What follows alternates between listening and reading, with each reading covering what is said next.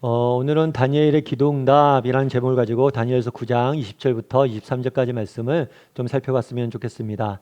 우리가 계속해서 다니엘서 9장을 가지고 다니엘의 기도에 대해서 좀 살펴보고 있어요. 그래서 지난주와 지지난주는 다니엘이 어떻게 기도했는지에 대해서 좀 저희가 살펴봤습니다. 그런데 오늘 본문에서 무엇이냐면 다니엘이 기도하자마자 하나님께서 그 기도에 어떻게 응답하셨는지, 기도응답을 다니엘이 받은 기도응답에 대해서 좀 살펴보길 원합니다. 이를 통해서 우리가 다니엘이 어떤 기도응답을 받았는지 살펴보고 우리도 그러한 응답을 누리고 그 응답을 바라보므로 기도할 수 있는 사람이 되었으면 좋겠습니다. 우리 먼저 20절 말씀 같이 한번 읽어봤으면 좋겠습니다. 같이 한번 읽어봤으면 좋겠습니다. 같이 읽겠습니다. 내가 이같이 말하여 기도하며 내 죄와 내 백성 이스라엘 죄를 자복하고 내 하나님의 거룩한 산을 위하여 내 하나님 여호와 앞에 간구할 때. 먼저 다니엘은 그동안 자기가 드렸던 기도를 다시 한번 요약을 해요. 요약을 하는데 첫 번째는 뭐냐면 내 죄와 내 백성이 이스라엘의 죄를 자백하고 회개 기도를 드리게 되는 거죠. 회개하는데 뭐냐면 개인뿐만 아니라 공동체의 문제를 자신의 문제로 가지고 와서 기도하는 모습들을 보게 됩니다. 사실 우리나라 옛말에 그런 말이 있죠. 벼는 익을수록 고개를 숙인다. 우리가 성숙해진다는 것, 무엇인가 깊이 안다는 것은 아마 겸손해지는 게 아닐까 싶어요. 신앙도 마찬가지가 아닐까 싶습니다. 신앙이 좋다, 신앙이 성장했다, 신앙이 성숙했다는 건 뭐냐면 그만큼 겸손해지는 거죠. 어떤 점에서 겸손해집니까? 하나님 앞에서 우리가 얼마나 연약한 존재인지, 우리가 얼마나 부족한 존재인지, 우리가 죄된 존재인지를 깨달아 아는 거예요. 다니엘은 그랬던 것 같아요. 정말 하나님 앞에서 자신이 어떤 존재인지를 안 거죠. 그래서 저도 바라기는 우리 다음의 식구들이 하나님 앞에 좀 성숙한 사람이 되었으면 좋겠어요. 그래서 하나님 앞에서 겸손해질 수 있었으면 좋겠습니다. 우리가 하나님 앞에서 얼마나 부족한 존재인지 깨달아 알아서 하나님과 뿐만 아니라 사람 앞에서 겸손해질 수 있는 사람이 되었으면 좋겠어요. 두 번째로 다니엘은 뭐라고 기도했냐고 자기 요약하냐면 내 하나님의 거룩한 산을 위하여 기도했다. 다니엘이 자기가 기도한 걸 두 가지로 요약합니다. 첫 번째는 회개했다. 두 번째는 거룩한 산을 위해서 기도했다. 그렇다면 이 거룩한 산은 무엇을 의미할까요? 거룩한 산, 성경에서 거룩한 산은 하나님의 임재를 상징합니다. 하나님의 산에 정말 하나님의 영광이 임재했을 때 하나님의 임재를 의미해요. 다른 식으로 표현하면 이 거룩한 산은 성전을 위해서 기도한 거겠죠. 그 당시 하나님의 성전이 파괴되었습니다. 그래서 다니엘은 이 성전이 빨리 회복되어지고 이 성전에서 우리가 다시 예배하는 날을 사모함으로 기도했던 거예요. 그래서 다니엘이 가장 핵심적으로 기도했던 건 뭐냐면 성전의 회복, 예배 회복을 위해서 기도했어요. 그렇다면 왜 성전의 회복, 예배 회복을 위해서 기도했을까요? 왜 이것들, 그 당시 다니엘이 얼마나 기도 제목이 많았겠습니까? 문제가 많았겠습니까? 아픔이 많았겠습니까? 포로 생활하던 이스라엘 백성들이 얼마나 많은 고통과 아픔이 있었겠어요. 그럼에도 불구하고 왜 성전의 회복을 위해서 기도했냐는 거예요. 그 이유는 뭐냐면 하나님과의 관계만큼 우리에게 중요한 문제는 없기 때문에 기도한 것이 아닌가 싶습니다. 정말 이스라엘이 그 당시에 많은 문제를 안고 있었어요. 많은 아픔이 있었어요. 그런데 정말 이 모든 문제를 차치하고라도 제일 먼저 우리가 회복해야 될 게 있다는 거예요. 그건 뭐예요? 하나님과의 관계예요. 여러분은 어떻습니까? 하나님과의 관계가 여러분 인생에 그렇게 중요한 문제이고 우리가 늘 기도해야 될 심각한 문제임을 인정하십니까? 그렇게 믿습니까? 그게 제일 중요해요. 저는 가끔 말씀드리지만 저는 중학교 때부터 교회를 다니기 시작했어요. 그래서 고등부 때 열심히 교회 생활을 했고 나름 임원도 하고 그랬습니다. 그런데 대학교 가서 이방 문화가 좋아서 이방 형제자매들과 놀다 보니까 교회에 점점 뜸해졌어요. 그래서 1년에 한두 번 부활절 때랑 추수감사절 때, 성탄절 때, 송구영심 예배 때 1년에 연례 행사로 교회 나가고 그랬습니다. 그렇게 나가다 보니까 1년에 한 두세 번 나가는데 그것도 지겨워지더라고요. 그것도 힘들더라고요. 그래서 마지막에는 거의 교회를 안 나갔어요. 그런데 이런 저의 모습을 보고 저희 어머님이 얼마나 한심했는지 저를 위해서 기도하는데 그렇게 기도했다고 그러더라고요. 나중에 말씀하시는데 얘가 하도 교회를 안 나오니까 위장에 빵꾸라도 내서 교회 좀 나오게 해달라고, 몸이 아프게 해서라도 교회 나오게 해달라고 그렇게 기도했다고 그러더라고요. 저희 어머니 그렇게 기도했는데 그 기도가 응답 받았을까요? 안 받았을까요? 예, 오늘 기도 제목이 뭐예요? 설교 제목이 뭐예요? 기도 응답이죠. 응답 받았죠. 예, 받았어요. 그래서 제가 대학교 3학년 때 몸이 좀 아팠습니다. 폐결에 걸려서 조금 길게 이제 병 낫기 위해 투병 생활을 했는데 그 덕분에 다시 교회 나오고 그렇게 됐죠. 그래서 저희 어머님이 늘 하시는 말씀이 기도 함부로 하면 안 되겠다 이런 말씀을 하세요. 근데 제가 그런 생각이 들었어요. 나중에 저희 어머님이 오죽 답답했으면 그렇게 기도했을까. 그러니까 정말 건강보다 더 중요한 게 뭐예요? 하나님과의 관계라는 거예요. 정말 건강을 상해서라도 하나님과 관계를 회복해야 되지 않겠냐 이렇게 기도한 거죠. 다르게 말하면 하나님과의 관계가 다 무너지고 나머지 것들 아무리 잘해도 소용이 없다는 거예요. 저도 그 당시에 잘 됐어요. 하고 싶은 대로 하고 놀고 싶은 대로 놀고 원하는 거 다 이뤘어요. 하지만 하나님과 관계가 무너지니까 정말 그것이 안타까워서 기도했던 거죠. 저도 나중에 이제 믿음을 갖고 나니까 그런 생각이 들더라고요. 믿음이 갖고 난 다음에 들었던 생각이 뭐냐면 제 10대 후반부터 20대 중후반까지 10년 동안은 거의 날아간 것 같아요. 제 인생에서 드러낸 것 같아요. 정말 아무것도 없더라고요. 내 인생 진짜 낭비했구나 이 생각이 들었어요. 어떻게 믿지 않는 사람들이 보면 그렇죠. 우리가 교회 나와서 이렇게 예배드리고 정말 신앙생활하고 헌신하고 이게 낭비처럼 보여요. 그 사람들한테. 그런데 정말 인생의 낭비는 뭐냐면 하나님 없이 사는 삶이 낭비예요. 정말 나중에 다 알게 될 거예요. 정말 하나님 외면하고 하나님 떠나 사는 분들, 정말 게을러져서 이렇게 외면해 있는 분들 나중에 알게 될 거예요. 내 인생을 얼마나 낭비했는지. 다니엘이 왜 그날에 하나님의 거룩한 산을 위해서 기도합니까? 하나님과의 관계 회복밖에 보다 중요한 것이 없다는 거예요. 그게 무너지면 다 끝이라는 거예요. 그래서 다니엘은 회개하고 하나님 관계 회복을 위해서 기도했습니다. 그러자 하나님께서 다니엘의 기도에 바로 응답을 하세요. 우리 21절 말씀 같이 한번 읽어볼까요? 같이 읽겠습니다.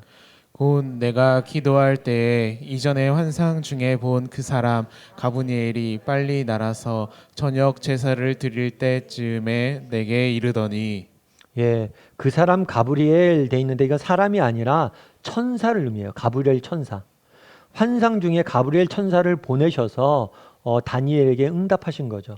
그런데 여기서 우리가 한 가지 주목해야 될 표현이 뭐냐면 저녁 제사 드릴 때쯤에 라는 표현이에요.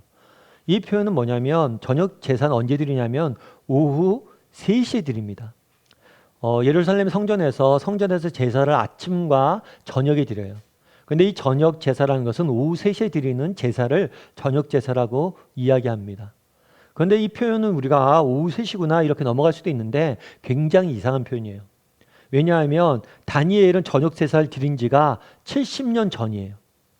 70년 전에 10대 때 저녁 제사를 드린 것을 보고 한 번도 제사 드리는 걸 본 적이 없어요. 뿐만 아니라 50년 전에 예루살렘 성전이 파괴됐습니다. 그 다음에 제사를 드린 적은 한 번도 없어요. 성전에 드린 제사는 더 이상 50년 동안 드리지 않았어요. 그럼에도 불구하고 뭐라고 얘기한 거예요? 저녁 제사 드릴 쯤에 라고 표현한 거예요. 50년 전, 70년 전에 있었던 시간 감각을 가지고 사는 거예요.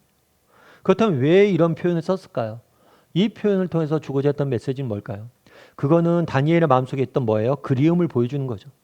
다니엘은 늘 그 마음속에 뭐가 있었던 거예요? 70년 전에 정말 하나님 앞에 예배 드릴 때, 제사 드릴 때 그 기억에 대한 기억이 있어요.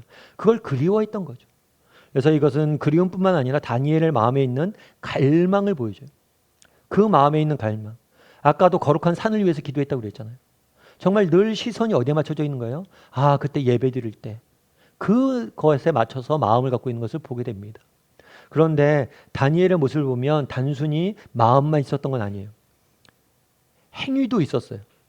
어떤 점에서 그러냐면 예루살렘 성전이 무너진 다음에 이스라엘 사람들 어떻게 했냐면 그 성전의 제사 시간, 그러니까 오후 3시면 늘 기도했어요. 이때 늘 기도했어요. 기도하고 말씀을 봤어요. 오늘 본문도 그렇게 됐죠. 내가 기도할 때 오후 3시에 기도한 거예요. 그래갖고 오늘 본문에는 그런 표현 안 들어있어요. 근데 원래는 내가 내를 쯤에 한 다음에 뭐가 들어가 있냐면 여기에 내가 지쳐서라는 표현이 담겨져 있어요. 기도하다가 지칠 정도로 열심히 기도했던 걸 알 수가 있어요. 다니엘은 그 예전에 70년 전에 있었던 예배 시간에 대한 그리움이 있었습니다. 뿐만 아니라 그 시간에 뭐라고 있었던 거예요? 기도를 하고 있었던 거예요. 기도 시간을 정해서 매일 기도하면서 그 시간들 기다리고 기대했던 거죠. 사실 우리가 예루살렘 성전이 왜 파괴됐는지 우리는 다 알 수 없어요. 하나님께서 이것을 허락하신 이유를 다 알 수는 없어요. 그런데 성경 신학자들이 많이 연구하면서 그런 이야기를 합니다. 이스라엘 민족의 예루살렘 성전의 파괴는 굉장히 큰 의미를 가져요. 특별히 그들의 신앙 자체의 본질을 바꿨어요. 뭐냐면 성전이 파괴됐잖아요. 그 전에는 뭐냐면 성전 중심의 예배였어요. 그러니까 예배 형식 중심의 예배였는데 성전이 파괴가 되니까 뭐가 됐냐면 율법 중심으로 변했어요. 뭐냐면 제사 시간에 제사를 못 드리니까 뭐라는 거예요? 말씀을 보고 기도를 한 거죠. 그래서 원래 이스라엘은 성전이 없었어요. 원래 율법 중심의 종교였어요. 맨날 말씀 보고 기도하던 사람들이 성전이 생기니까 제사를 지내게 된 거예요. 그래서 원래 이스라엘의 모습들을 회복시키는 은혜가 있었다라고 이야기를 합니다. 저는 오늘 다니엘이 저녁 제사 드릴 쯤에라는 표현을 보면서 우리 생각이 좀 많이 났어요. 요즘 우리가 그렇잖아요. 코로나로 인해서 우리 모여서 예배 못 하잖아요. 코로나에서 모여서 예배 못 한다고 다니엘이 성전에 더 이상 제사를 안 드린다고 그것들을 멈췄나요? 아니죠. 그것들을 그리워하면서 뭘 했어요? 기도했죠. 그 시간에. 우리도 성전에 모여서 예배 못 합니다. 그거자 뭘 하는 거예요? 가정에 모여서 우리가 그 시간에 기도하고 예배하고 말씀 보잖아요.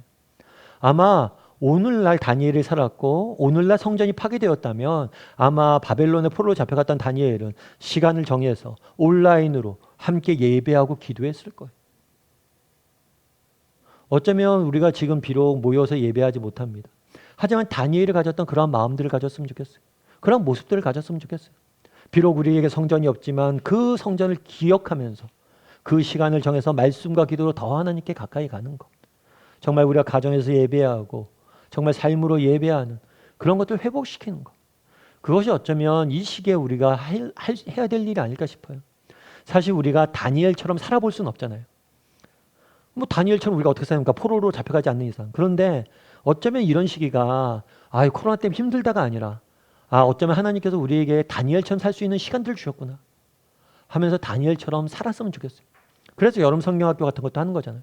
우리가 모여서 여름 성경학교 못하지만 여름이 되면 우리는 늘 모여서 말씀 보고 기도했잖아. 그러니까 우리 온라인으로라도 말씀 보고 기도하자 라고 하는 거잖아요.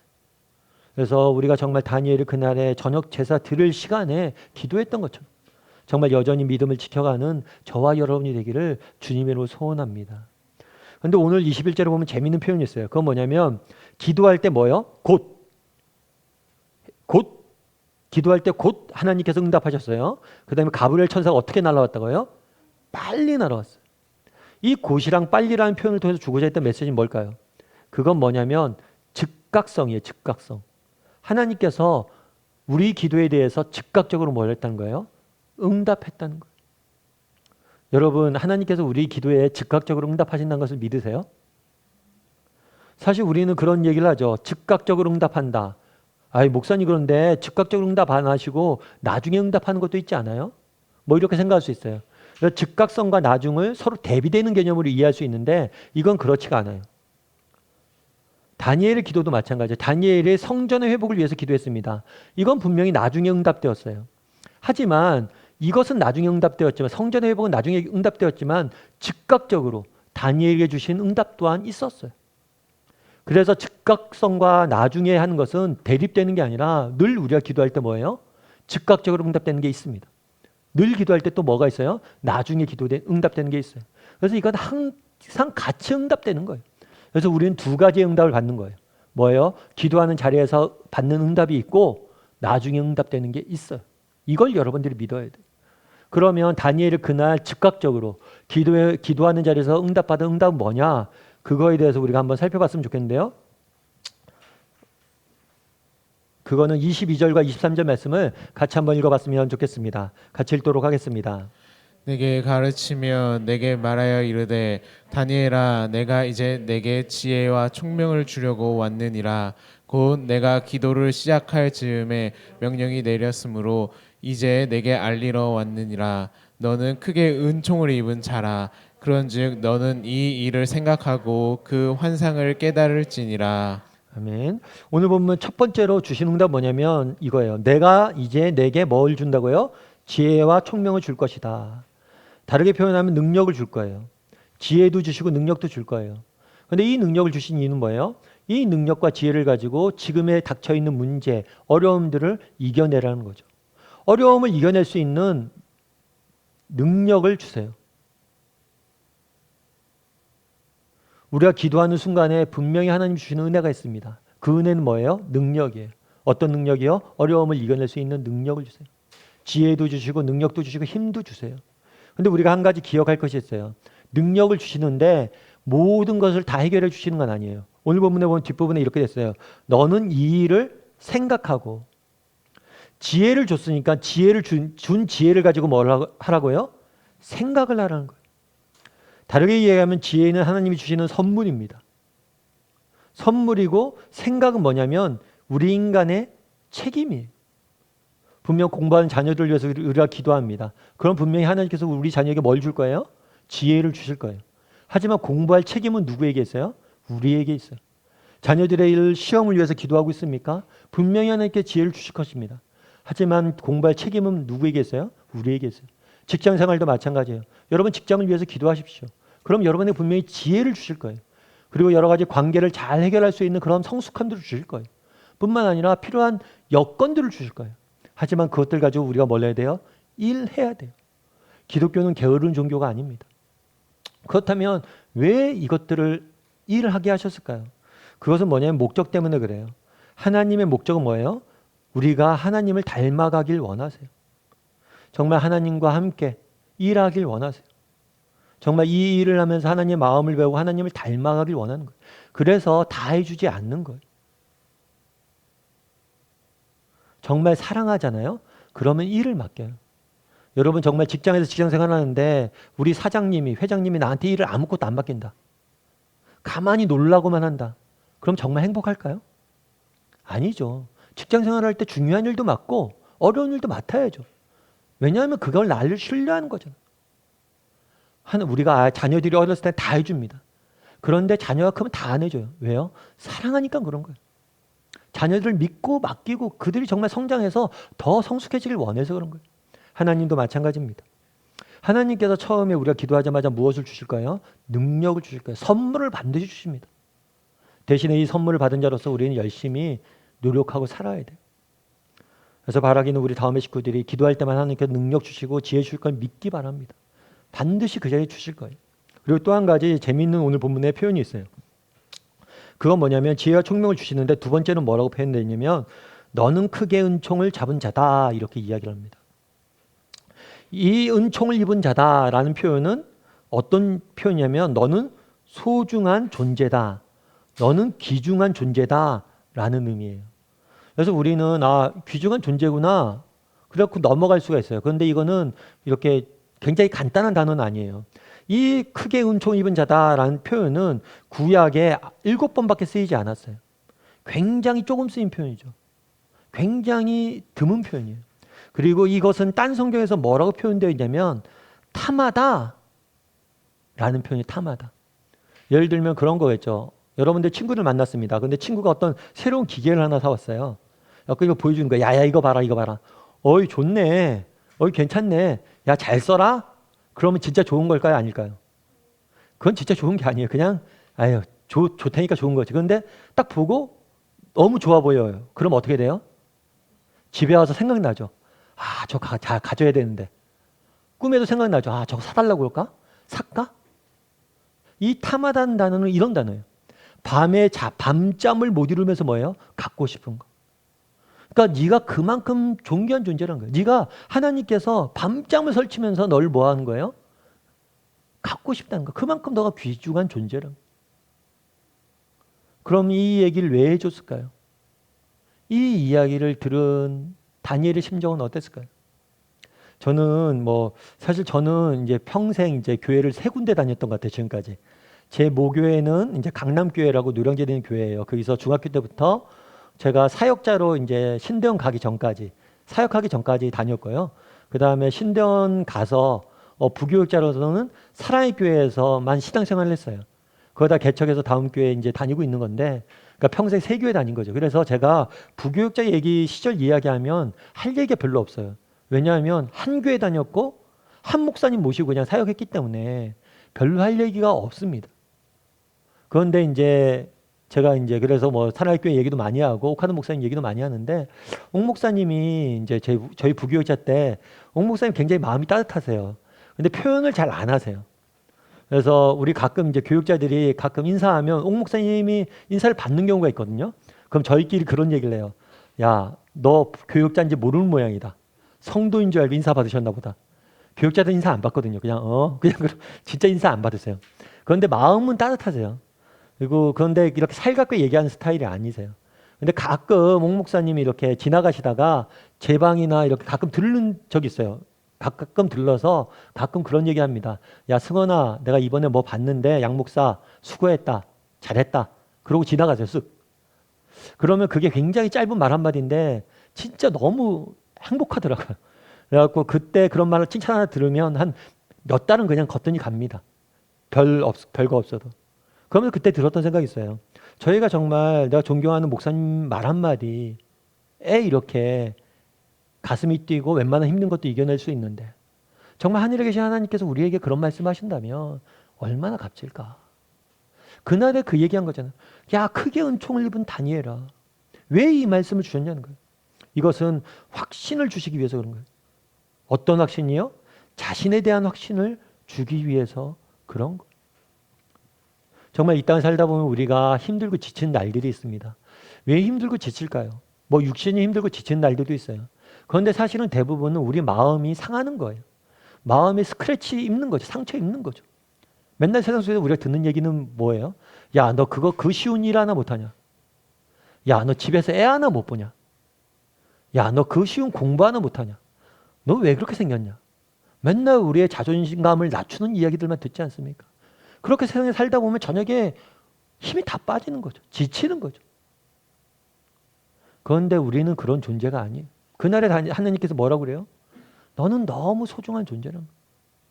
다니엘아, 네가 포로로 여기 잡혀야 있고 네가 정말 이스라엘 민족이 망한 것 같지만 아니다. 너희는 정말 내게 소중한 존재이다. 너희는 정말 존귀한 존재이고 내가 특별한 목적을 가지고 너희를 이 땅에 보냈음을 네가 믿어야 된다. 여러분 기도하시기 바랍니다.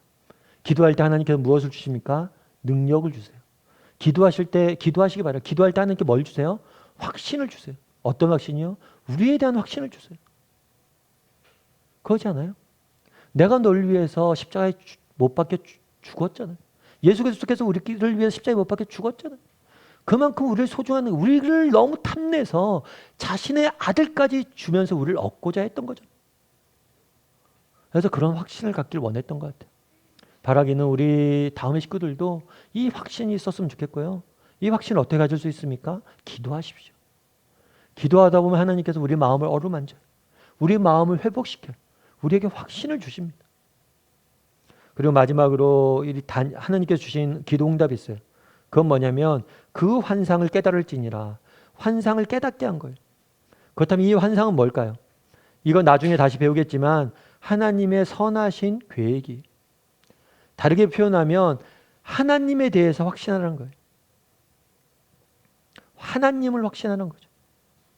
하나님 어떤 분이시란 걸, 우리를 향한 선한 계획이 있다는 것. 그걸 확신하는 것. 그리고 기도할 때 이런 확신을 분명히 하나님께서 주세요. 신승규라는 분이 계세요. 이분은 좀 독특한 분이세요.